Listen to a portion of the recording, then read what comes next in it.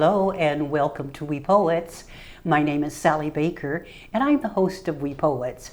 We Poets is a poetry show for boys and girls between the ages of 6 and 13 years old.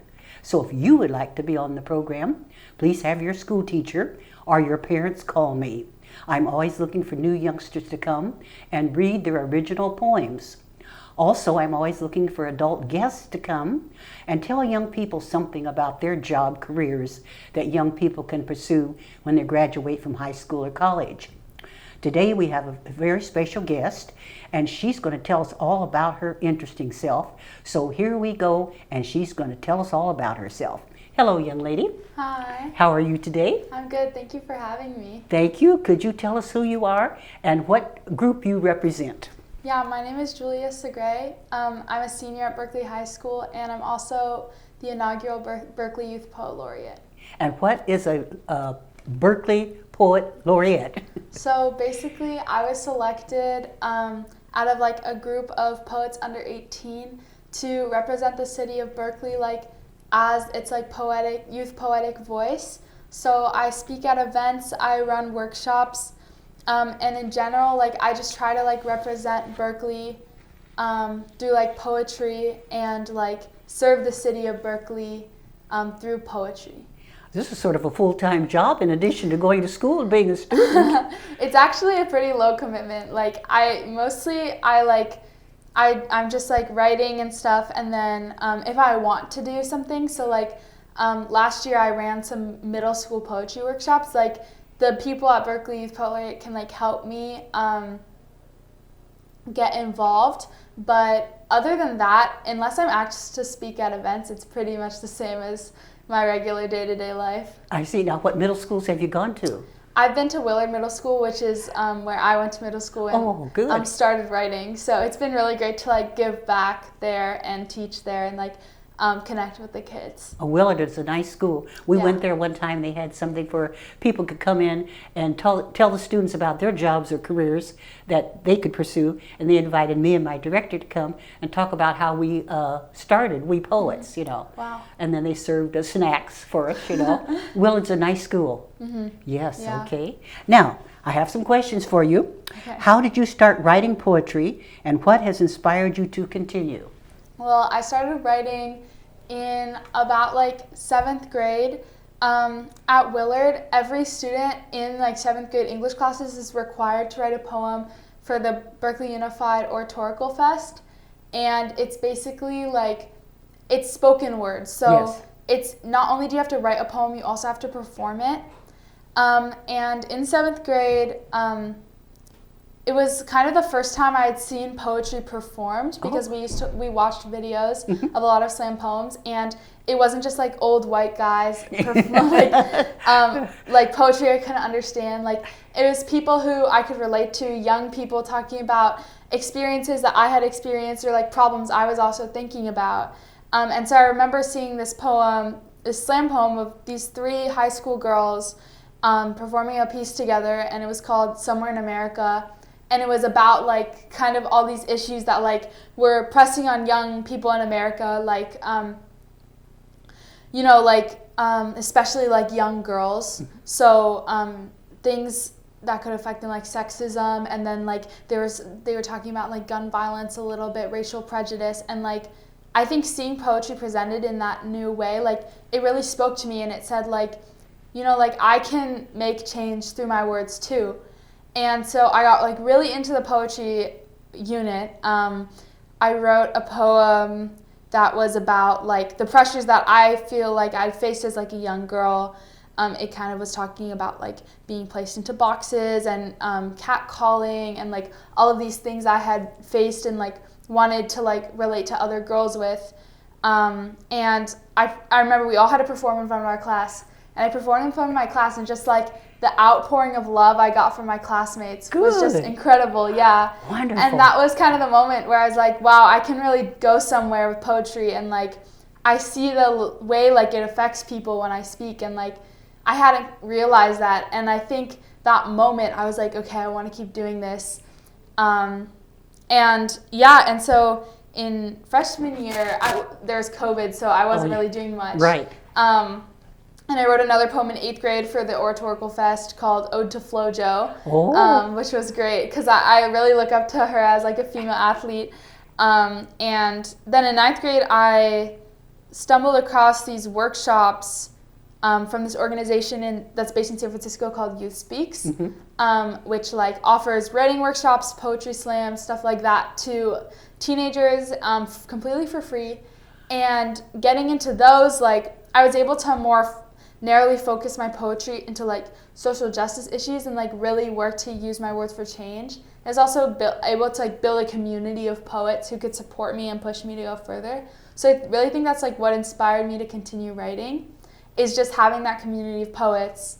And then just like now like having this title, coming back to Willard where like kind of everything started, and just being able to see like the light on like the kids' faces when like they're working on, they find a word that they want to use, or like the pride that they have when they perform, like just seeing that and like maybe having even a little part in inspiring that, like that's all I need to continue. It's so beautiful to me. Yes. Now how long do you get to hold this title? 1 year. So 1 year. My term will be up in December. This December. Wonderful. And then what do you think you're going to do after that? Well, I have college on the horizon. Good. But I think in terms of poetry, I'd really like to keep writing, and like right now I'm applying to a bunch of different poetry scholarships. So like there's a chance I could be selected to go to Florida for a week and like attend a kind of intensive week of workshops. But that's up in the air right now. Yes.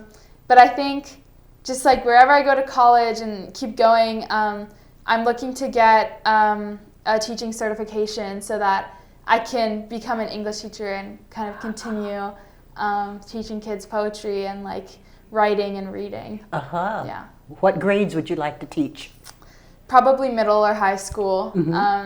I really like middle schoolers. I think that they're like in this in-between moment where they're kind of discovering a lot about themselves. That's right. But they still have this kind of like youthful energy that is really exciting to me. And it makes for really good like opportunities for them to discover themselves through writing. Now, what topics do you write about when you write your poetry? I love rewriting folklore. I wrote a poem called Ghost Girls, which was about I had been hearing a lot of these stories of these ghost young women, like horror stories basically. Yes. And the antagonist was a young girl, and like she was haunting something, and I was kind of like I was feeling a little bit of dissonance because the patterns I was seeing in that was like these girls are really just inflicting their own pain like out into the world, and like that's the pain that like our like systems and like we put on young girls is like the reason that they're painted as villains when that really isn't always the case. And it was kind of a mixture of that, and then like I don't know, I just like really wanted to like pay my respects because ghost girls are like still girls who have died, and like really if you're haunting something you really just want to stay at home, right? But no matter what you do or what you see, and this kind of ties into the real world, but people always see you as like a threat, or like see you as like they don't want you there, even if that's not the reason you're there. And I think that was a great metaphor, was through ghost girls. So I wrote a poem about that. Would you like to read some of your poems? I can later, maybe, yeah. Okay. They're a little bit long, but maybe you could read a couple short ones. Yeah. Yeah, so I just love writing about like kind of like issues facing women. I wrote another poem called Ode to the Girls' Bathroom, which has gotten quite popular on social media, which is kind of about like just I love the like I was walking to the girls' bathroom one day and I was like, this is so cool. Like this is a space like essentially away from men, and like girls can fully be themselves in here. Like, and it encompasses all of that, like the joy and the anger and everything. I just love like these small spaces that hold a lot. Yeah. Did you write it when you went into the restroom at Berkeley High School? Shortly after. I think I was on the bus home thinking about the bathroom, and I was like, wow, this is just such a cool space, and like it really shows like who we are as girls, away from like the pressures of masculinity that like we face in the classroom or outside the bathroom. Yeah. How about bullying? How about bullying? Yeah, I think bullying is definitely more of a like direct pressing issue in middle school, and like I definitely remember like having like seeing some of that happening and like feeling really like confused and hurt by it. But I think as you go into high school, and this also pertains to like girlhood, is like it becomes this kind of like shifting tectonic thing where like every move is very calculated and exact, especially between girls. And I think a lot of like the like resentment and anger between girls is related to the pressures that like the male gaze places on us, and like makes us fight each other even if that's we're really not the enemy. So I also like saw the girls' bathroom as girls fight in there, like maybe not physically, but like they fight with their words, right? Yes. And you can overhear a lot of that because it's not really like a private space in the same way. And so it's kind of like this thing that we're all experiencing, but in the bathroom it's not something that two girls fighting can like experience privately. Like we all of us girls in the bathroom are kind of experiencing and going through it together, and it kind of shows that like we have a lot more unity than we realize. We all experience that space, and we all experience these issues, and like we all feel these pressures, but like sometimes it doesn't become clear until we're all away from like what's making us feel that way. Now how about personal appearance, especially with young women, you want to look a certain way and dress a certain way. Have you written about that, personal appearance? I mean, sure. I think I've like thought about it a lot. Poetry is like a very vulnerable thing. Like performing on stage kind of feels like standing naked on stage in front of a bunch of people you don't know. So I think that for right now I tend to write more about things that I think like affect like me in like relation to society. So like things that affect me as a woman, or like things that affect me as an athlete. But sure, I've written about like self-image. I just like don't really share those as much yet because I'm not like super confident about those yet, but I'm working on getting there. I think like the more vulnerable you can be in poetry, like the more people you can reach. Right. And I've seen some amazing poems about like identity and self-image. So yeah. Who's your favorite poet? I love Janae Johnson. She has like a chapbook out. It's called Lessons on Being Tenderheaded. Oh.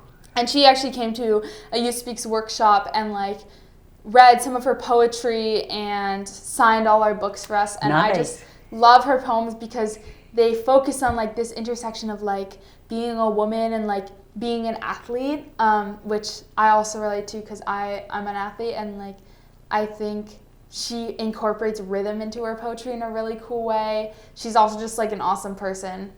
So yeah, I could not more highly recommend Janae Johnson. I really love her poetry. Tell us about some of the athletic events that you participate in or watch.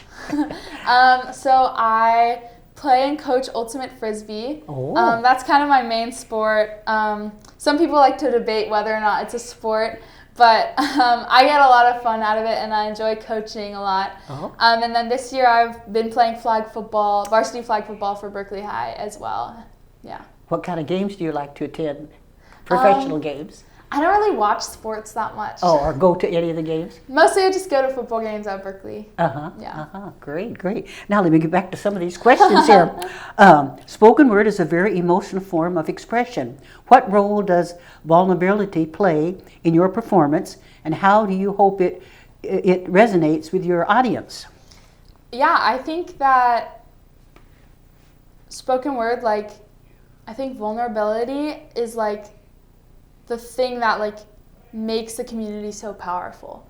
So when I go up on stage and I perform a piece, like I'm like bearing an emotional side of myself that like some of my closest friends haven't seen. But now like the whole world or like the whole audience is seeing. Yes. And I think that the form of like spoken word and poetry is like it can get out emotions that like really like me speaking to you now can't really get across, or like an essay can't really get across, but like this rhythm and like figurative language in poetry, is just incredible in like how quickly it can get so emotional and personal.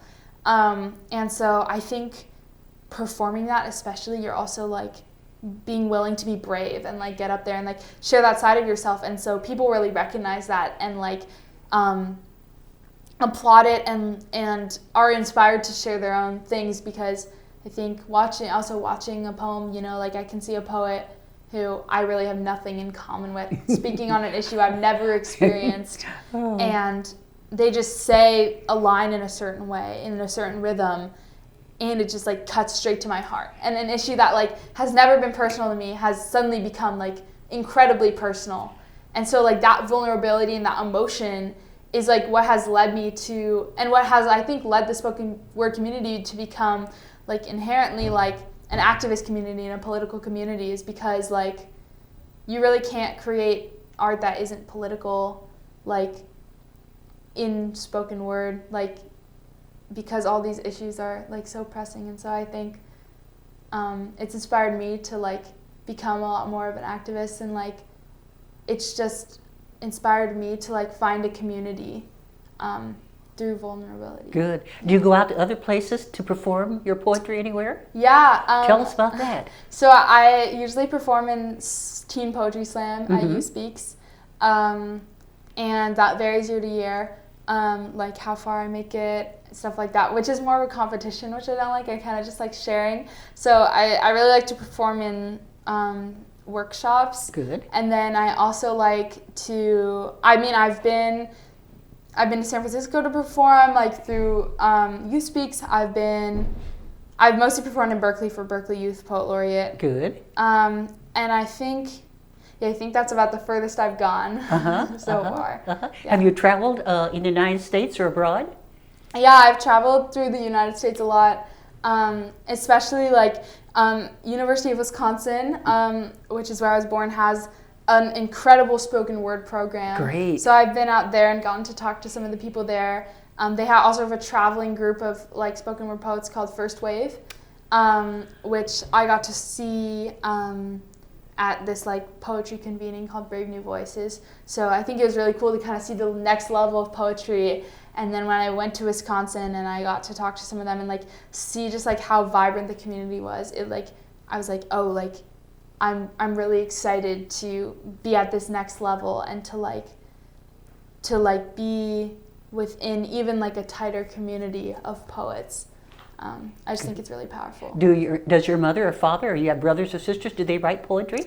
No, I'm the only writer in my one. family. Oh, yeah. yeah. I don't really know where it came from. Oh. Yeah. Well, that's good. Now let's see. As someone involved with Youth Speaks, what impact do you think youth-led poetry and activism can have on shaping social and cultural change? Well, I think like I talked about a little bit, the vulnerability side of it. And then also, I think just like youth, you know, it's in the name, Youth Speaks. But people don't really like to hear from the youth, especially like politically. They kind of like to do their own thing. And so I think spoken word is just super powerful, and it has this way of like sending these shock waves out, especially when it's coming from youth who have like a lot of energy and a lot of things to say. And so I'm really proud to be like a young poet. Yes. And to be in a community of young poets.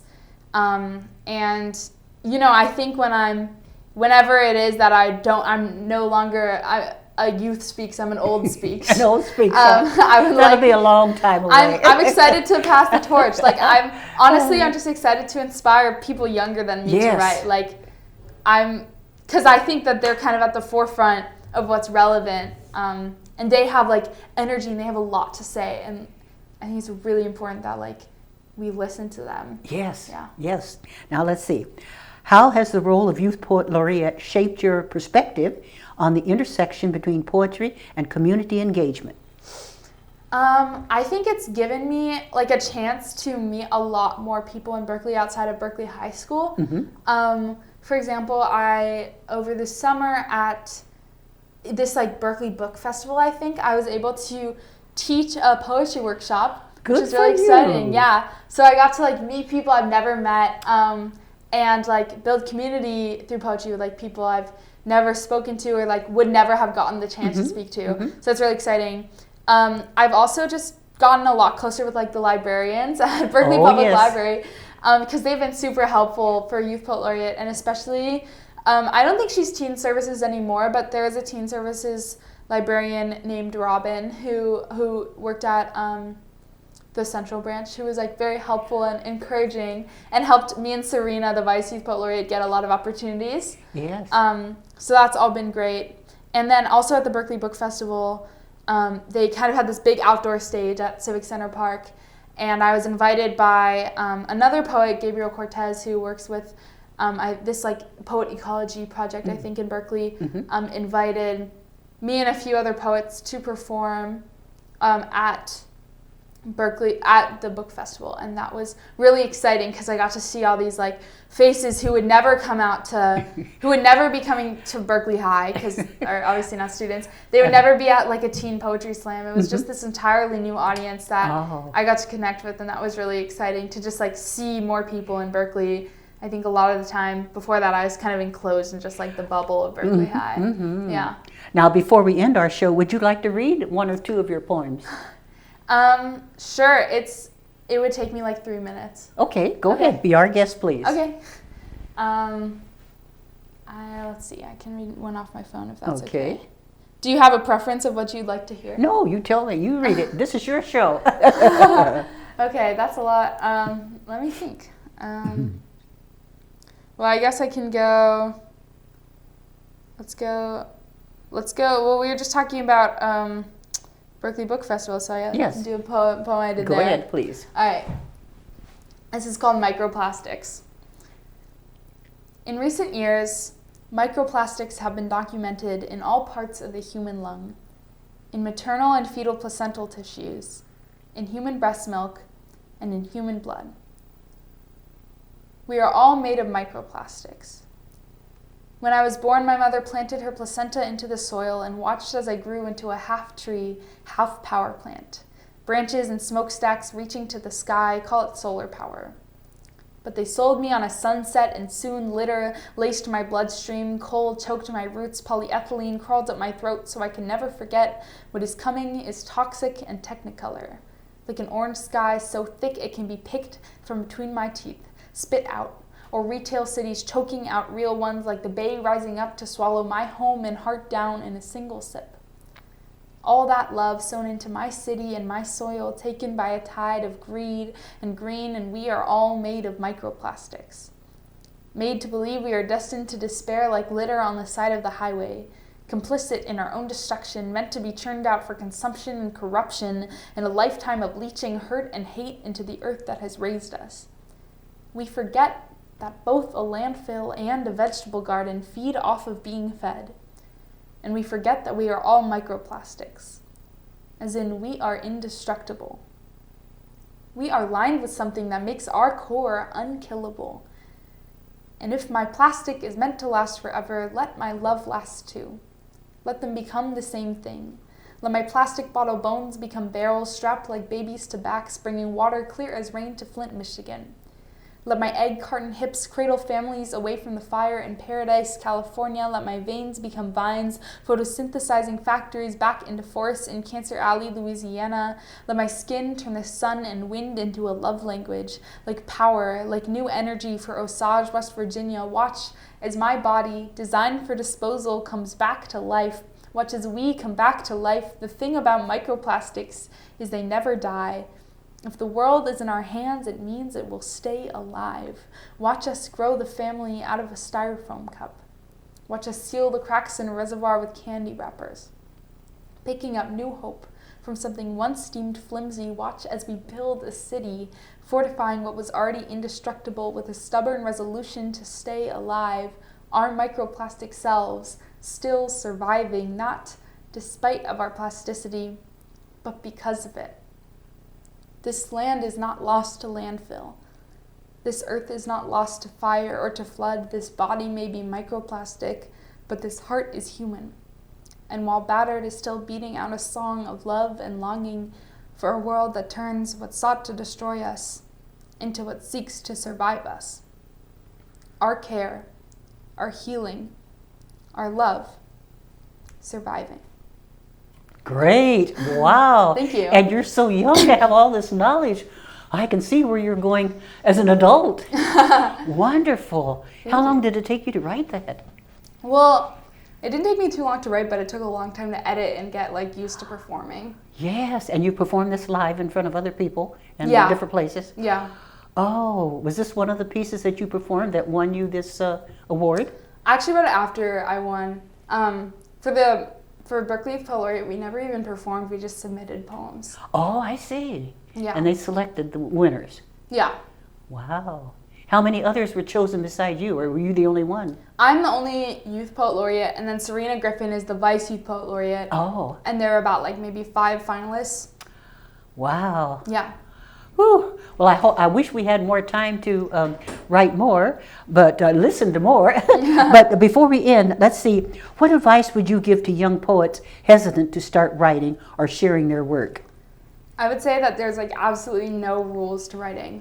Like, put sharing aside, like, no one is looking over your shoulder when you write. Like, I know it feels that way sometimes, and I know there's a lot of pressure to like write well, especially for school. But honestly, you can just write about whatever you want, whenever you want. And I think just like writing is so powerful. Just writing anything. Just writing anything, huh? Yeah. Do any of your close girlfriends write poetry too? The friends I made through poetry. Through poetry? Yeah. Yeah. And what do they write about usually? What topics? Well, I have a really great friend and like someone I looked up to a lot, Zoe Dorado, who was, I think, Alameda County Youth Poet Laureate and was a finalist for the National Youth Poet Laureate. And she taught me a lot about like thinking critically about what I was writing. And she wrote a really good like reversal folklore poem that inspired like my Ghost Girls poem. So, Great. Now it'll appear on the screen, but why don't you look right there at the camera, give us your name again, your title, and tell us where people can contact you if they would like for you to come out and perform. Okay. My name is Julia Segre. Oh wait, I'm gonna read. That's all right. Take your time. My name is Julia Segre. I'm the inaugural Berkeley Youth Poet Laureate. And if you're interested in contacting me, you can reach out to Berkeley Public Library Teen Services, and they can get you in contact with me. Do you have a phone number or an email at Berkeley there or not? You can call Berkeley Public Library, but they're usually the best way to reach me. Good. For bookings and stuff. Wonderful. Well, you've been such an inspiration to people your age and younger children and adults, you know, because many adults would like to start writing, you know, they've been afraid. Yeah, maybe, any age is great to write. Yes, you can be a child, a middle school, or an adult, you know. Have you ever gone out to senior citizens' homes, maybe, or nursing homes to read your poetry? I haven't, but I want to. That would be good. Yeah, because I think, like, it's not just the youth, like, in poetry, obviously, like, I know I talked about that, but, like, I've seen some phenomenal poems from, like, people who are not youth. One of my favorite poems is by Mary Oliver, who is not a youth when she started writing poetry. So yeah, any age really, like poetry is always going to be powerful. Good. Well, I want to thank you so much for coming. Thank you so much for having me. I'm so proud of you for receiving this honor. Thank you. And I know that people are going to follow in your footsteps. I hope so. I hope people can, follow me, take their own path, and do something better than me. Yes. And before we end, I'd like to say, my name is Sally Baker. I'm the host. And if you are a child between the ages of 6 and 13, and you would like to be on the program, please call me. And if you're an adult guest, and you would like to come and tell young people something about your career, please call me. My telephone number, the office number, is area code 510-848-6905, or you can email me at wepoets@yahoo.com, and the we is spelled W-E-E. Thank you so much for watching. Let's wave goodbye to our audience. Goodbye, everybody, and thanks for watching.